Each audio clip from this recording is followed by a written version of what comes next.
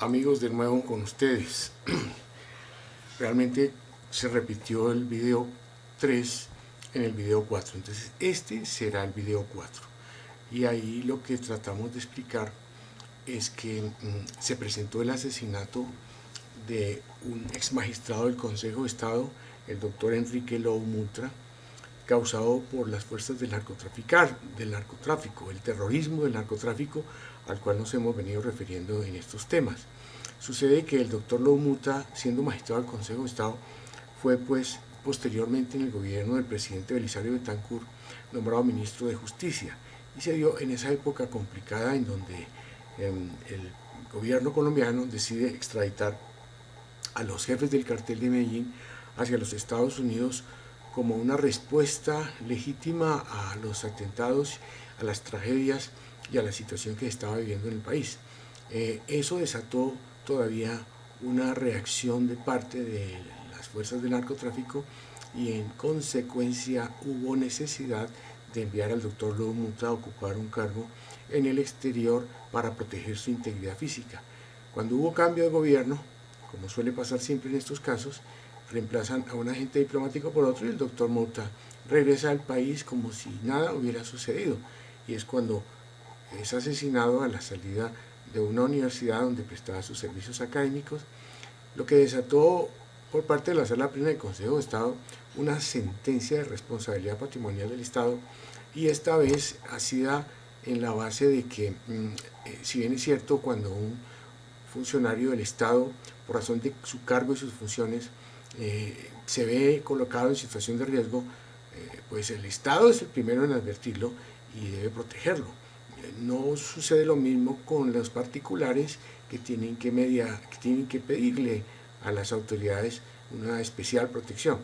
Pues aquí sucedió que la sentencia de Sala Plena del Consejo de Estado decidió condenar a la nación por una falla del servicio y no por el riesgo excepcional, simplemente por considerar que se trataba de una persona protegida y que por las razones mismas en que se dan las circunstancias, se incumplió con la función administrativa de protegerlo. Fue de tal nivel la sentencia que cuando se definió el lucro cesante para su esposa y sus hijos,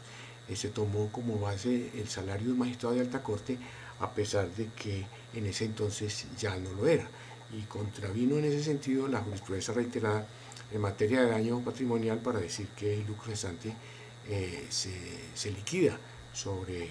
el ingreso real que la víctima percibía en ese entonces. De manera que ahí empieza a manejarse un tema que tiene que ver con la protección de los funcionarios que por razón de sus condiciones y sus funciones merecen una especial atención por parte del Estado.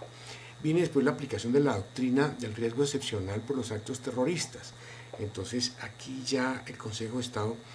aplica la responsabilidad objetiva, como tanto hemos dicho, y empieza a cuestionarlo sobre la base del riesgo. Es decir, ya el Consejo de Estado empieza a distinguir que el riesgo que crea con la manipulación de armas de fuego de automotores,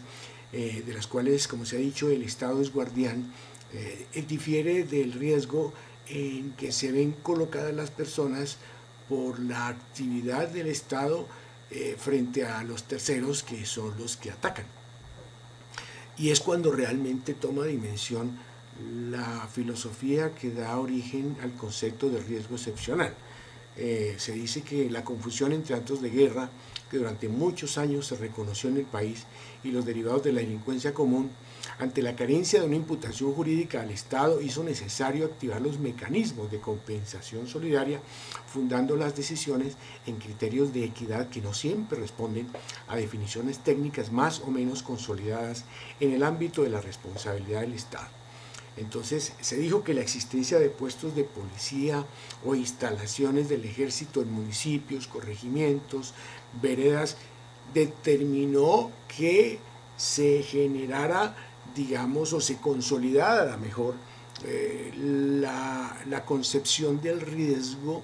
frente a las personas que a su alrededor suelen hacer presencia porque allí tienen sus viviendas, allí residen sus familias, es el sitio habitual donde se desempeñan, son sus domicilios, y entonces categoriza el concepto excepcional para decir que es un riesgo que es el que no asumen todos los demás. Y entonces ahí viene también la utilización del concepto de daño especial para atribuirle una responsabilidad objetiva a los actos terroristas. Y entonces se dijo que si en el enfrentamiento propiciado por terroristas contra la organización estatal son sacrificados ciudadanos inocentes y se evidencia que el objeto directo de la agresión fue un establecimiento militar del gobierno,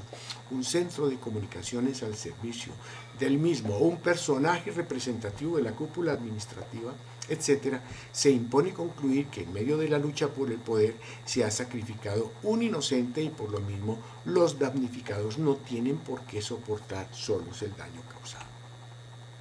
Digamos que aquí se tuvo en cuenta precisamente ese fenómeno en donde la misma actividad del Estado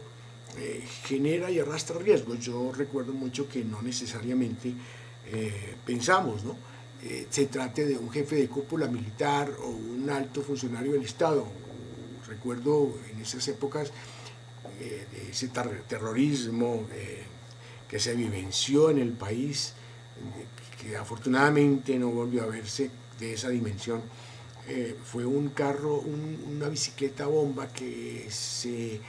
colocó en la entrada de un restaurante popular en un sector del sur de la ciudad. Estalló, le causó la tragedia a una persona que pasaba por el lugar, pero se supo que al interior de ese restaurante se encontraban un grupo de policías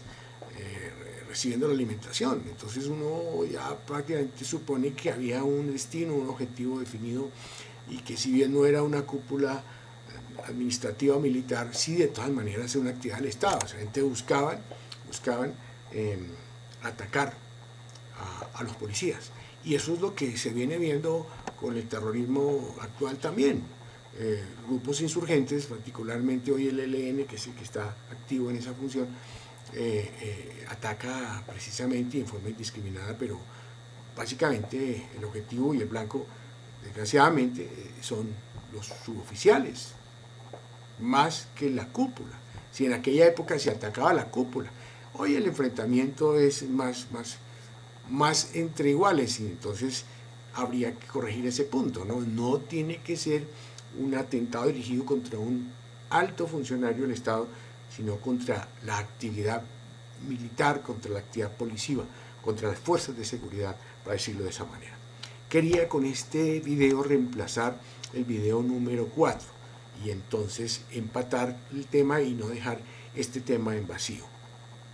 Gracias.